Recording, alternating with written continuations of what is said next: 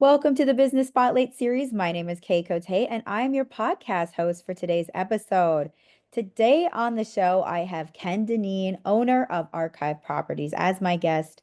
We're going to be learning about his business journey, his journey to ownership, as well as some best practices that he's learned along the way, and maybe some challenges that he's faced to give you that inside look to what it's like to run and operate a business.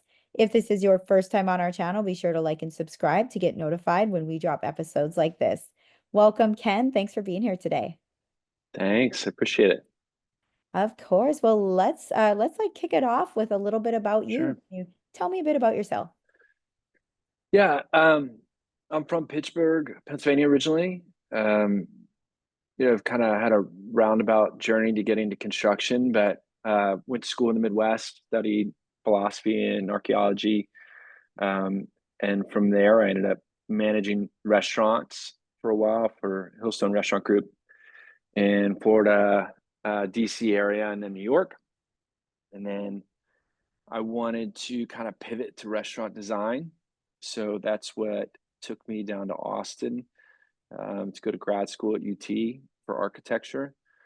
So I have a master's in architecture. And then from there, after I graduated, um, I had a friend of mine who was building a restaurant at the time. He kind of referred me to his builder, said, look, I know it's the build side of things, but they do great work. They do a lot of hospitality. It's something you could hop in and get a lot of experience quickly. So I did that, joined their team, and they almost exclusively built hospitality projects. And I was there for, I want to say like 7 years. Hmm. And then at some point, it was a small company and there's only so much ladder to climb. So I ended up going off on my own about 5 years ago, sometime in COVID, um, and decided to pursue both residential and commercial. I love building houses. I'd kind of done a couple on the side, and um, now we've got a small firm, boutique construction firm. We do a lot of hospitality, but some residential, getting out of residential a little bit. But yeah, all in Austin. It's a great place to be a builder for sure. Oh, definitely. I absolutely love that you have such a gamut of things that you've dabbled in and tried along the Mhm. way. And I'm very curious. So, what part? I'm from the Midwest originally. So, what part of the Midwest were you in when you were in school? I went to Notre Dame, so I was in Indiana, South Bend. Oh, nice. I'm a North Yeah. Dakota girl, so I was like a little bit Oh, more in the nice. mid, but yeah, kind of in that Yeah. same time. Yeah, I love the Midwest. My wife's from Iowa, so we're like, very Midwestern. I love that. That Yeah. Midwestern hospitality is something Right. real. Exactly. Oh, well, I'm super excited to dive into this Hmm. conversation, especially being a foodie myself. So I'm excited Hmm. to learn more about what you've been doing. So I kind of like you mentioned you really enjoy this industry. What was your Hmm. why? What sparked you about like food and hospitality and then also in Hmm. residential?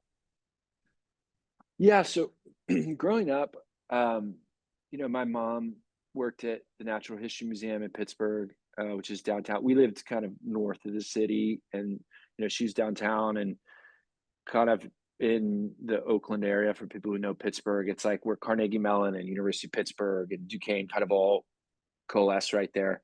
A lot of old, like beautiful buildings. And so I would go down when she was working, when I was, kind of early teens, and kind of hang out on the weekends while she was working and just kind of mill around.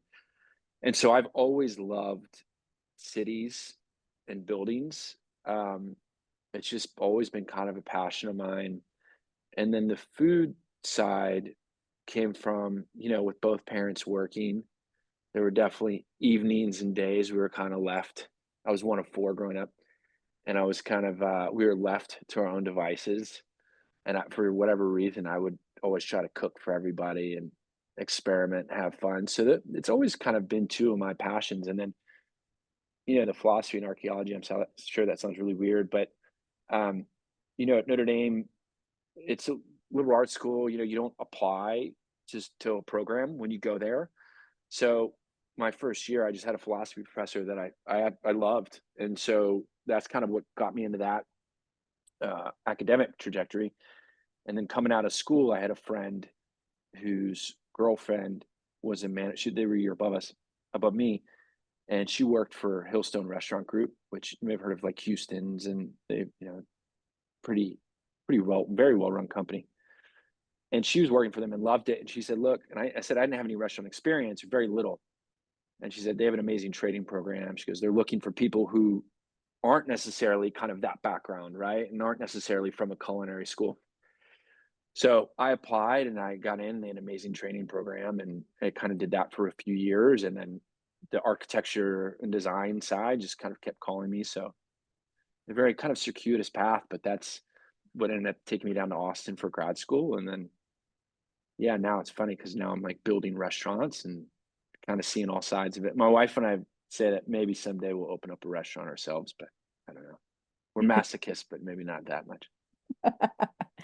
Well, tell me, I'm actually just very curious to what are some of the restaurants that you have built? Because Mhm.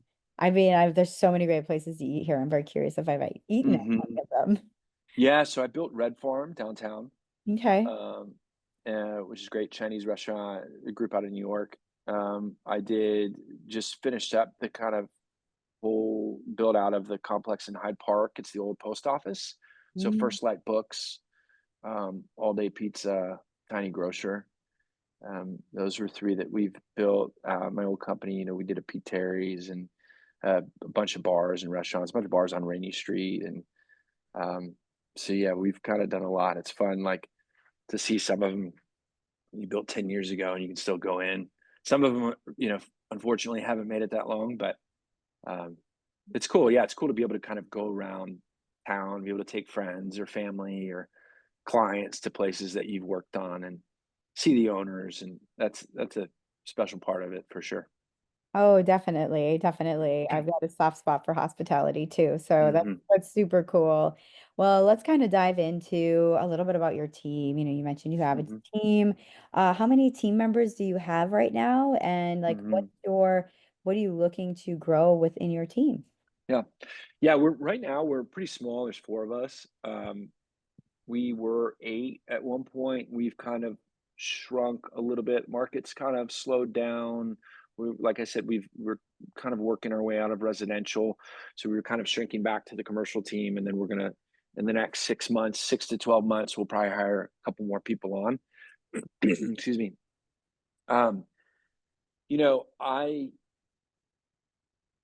my team is full of folks who have kind of different backgrounds. I think what I really look for is like the creative problem solvers, right? It's like I can teach you construction. I don't need somebody who's been in construction for 20 years and has a certain way of doing things, right? Like I think our clients come to us because we are creative problem solvers, and I think architects like that and clients like that, right? Like, because in construction it's lots of problems, right? It's lots of figuring things out in the field. So that's what we really kind of value on our team, and communication, right? Like you have to be an excellent communicator Hmm. because you give, great news, but you also give some tough news, right? Financial timeline, what have you. So I think those are the critical things that I look for.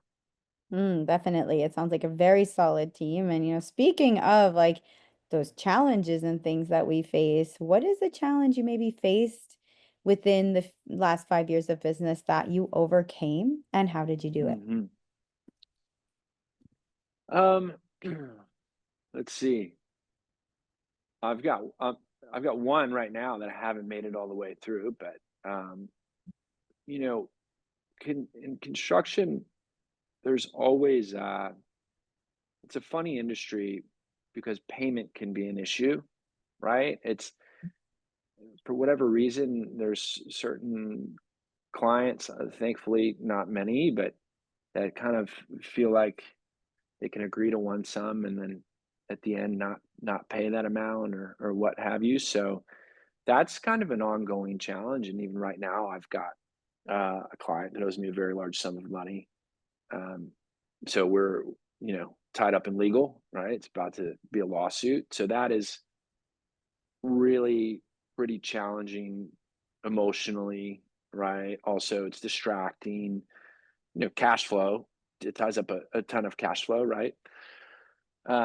So I would say that's probably the most challenging thing come across in the past 5 years. I'm really in the middle of it right now.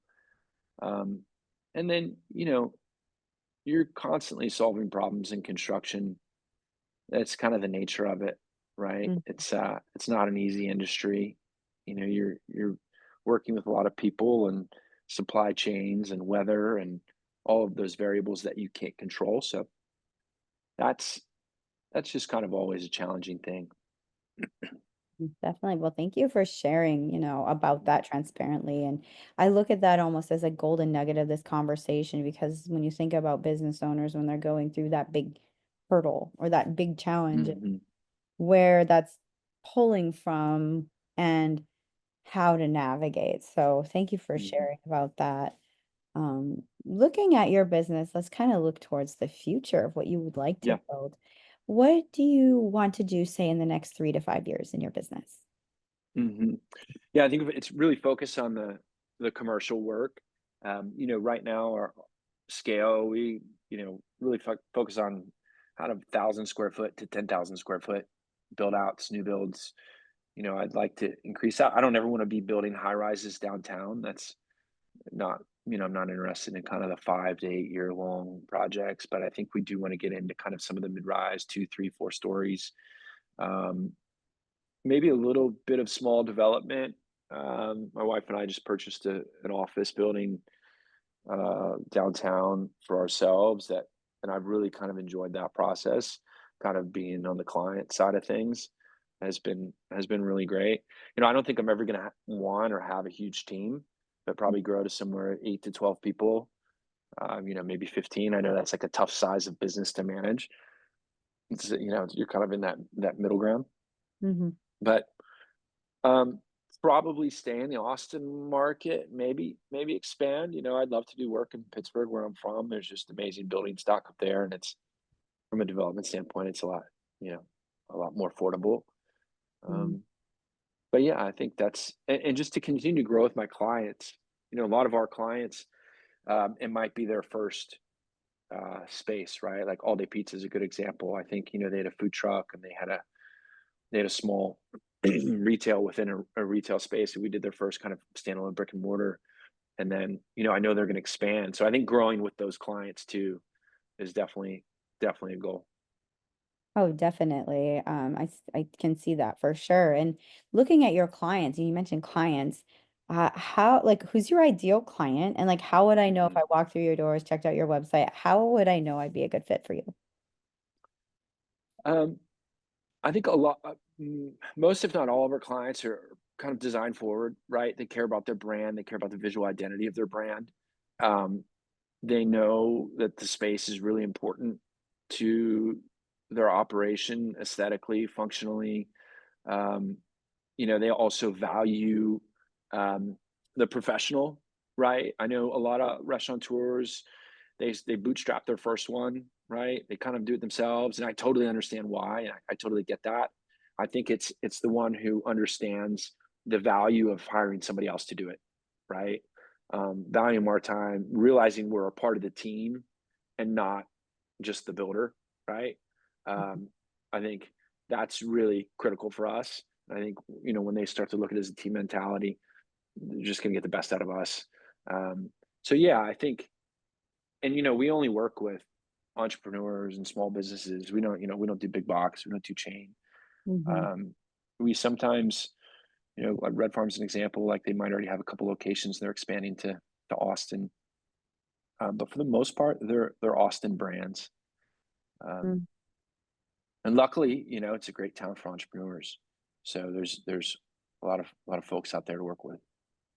Definitely. Well, thanks for sharing about that, your ideal client and looking at, with the ideal client comes marketing. So how are you putting Mhm. yourself out there in the industry, marketing wise?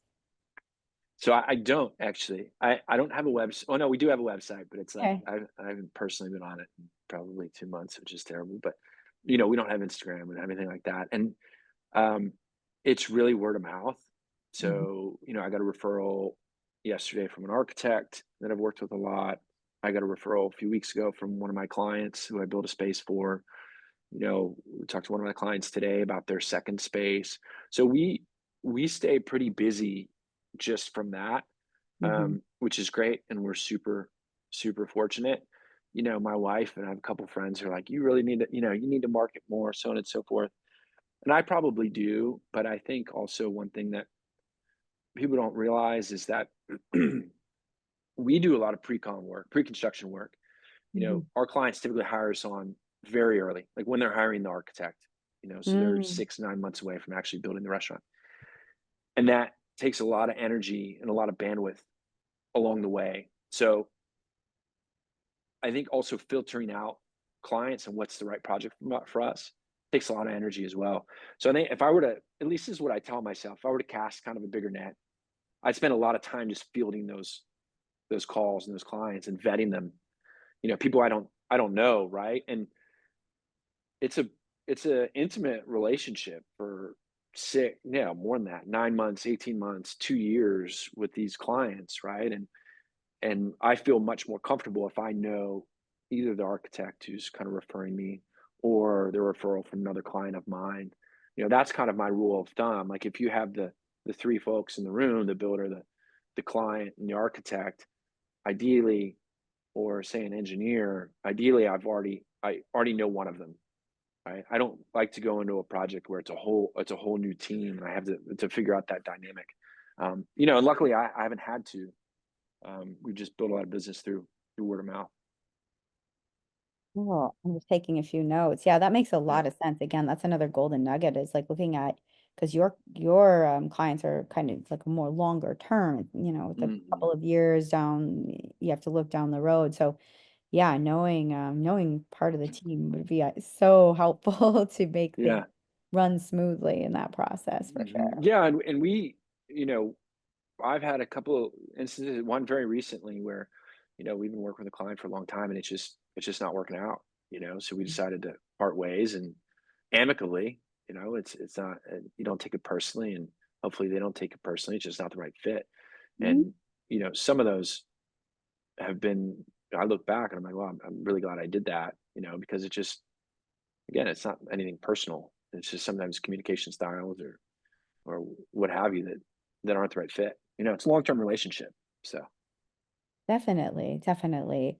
And now, looking at you as a leader, I'd like to share a little bit about your leadership style with your team. How do you like to lead your team? I think transparency and honesty, of course. I mean, it seems cliche, but I think that's really important. I think staying pretty even keeled, like in construction, you're dealt with a lot of problems and things like that, and often there's a super high sense of urgency in getting those problems solved. So I think it's really important to be able to show whoever you're working with, whether it's your own employees or subcontractors, that you're confident in your ability and ability to solve the problem. I think that's really important for the clients to know too.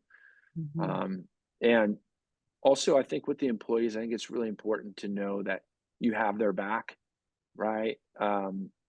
Because, like I said, conflict arises, and you know, not to immediately take sides, right? To understand kind of the situation and why they made a decision that they made.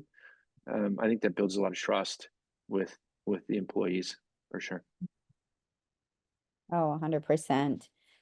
This has been such a great conversation so far. I am really excited to dive into this fun part of our a Q&A, which is our rapid fire questions. Okay. Yes, so I'm asking you four questions and you can answer very top of mind. I promise it's Okay. fun. All right. Question number one is, what is the key to success for you? um, integrity and creative problem solving. Definitely. I agree. Number two is, what is a piece of advice you would give to other business owners? Oh boy. Hire a very good bookkeeper before you think you need one. That is a great one for entrepreneurs. Yeah. Number three is, what is something you've taken in most recently? It could be a book or a podcast, something you've read that's resonated with you. Mm. Um, let's see. I'm a parent of two little kids. So I just started reading How to Raise Successful People by Oh, I can't remember her name, blanking on it, but she's like she's a little bit older. She's a professor. She has three incredibly successful daughters, and it's just kind of interesting seeing how other people do it. that's a great book. I think that's what that's I'm gonna put that on my list just because I think it Hmm. sounds like such a good, interesting read. Yeah, some of it's validating, and then some of you're like, oh man, maybe, You're you like, know, who oh, knows? Raising kids, you just like I said, you figure it out as you go. that's a whole nother podcast. We could A dive whole in. nother podcast, right? A whole nother podcast. Okay, so the fourth question, yes. Fourth question is if you could wave a magic wand and Hmm. rapidly improve one aspect of your business overnight, what would it be? It would probably be SOPs, having a little more structure and consistency kind of on the back end in the systems. So I would say. Mm, definitely, definitely. That's a big one too for entrepreneurs. So thank you for sharing those rapid Yeah, fire. of course. Yes. Before we get to our final question today, how can Mhm. people connect with your business online? So I do have a website which you can connect and it'll just shoot me an email. I think that's probably the best way to do it. Yep. Awesome. What's your website? Archiveproperties.com. Like I Wonderful. said, I haven't been there in like 2 months, but yeah. Well, for our final question today, what is most inspiring to you today? And you can elaborate on this. Yeah. Um I think it's the entrepreneurs I work with. I think that I'm really lucky because I get to work with all of these different business owners. And again, like I said, in a pretty intimate way. So I get to see how they hire, who they hire, how they organize their space, how they market. Some of it's a little more surface level, but I think that's really, really valuable for me, and then building that kind of network of entrepreneurs. Austin, like I said, is an amazing town to be an entrepreneur. And, I'm lucky that I kind of have this network of people that I've worked with in a really close way. So I'm always learning from my clients. It's great. Well, thank you so much again for this incredible conversation. Your Sure. journey is inspiring, and I'm sure will resonate with so many. So thanks for being on the show today. Thanks, Kay. I appreciate it.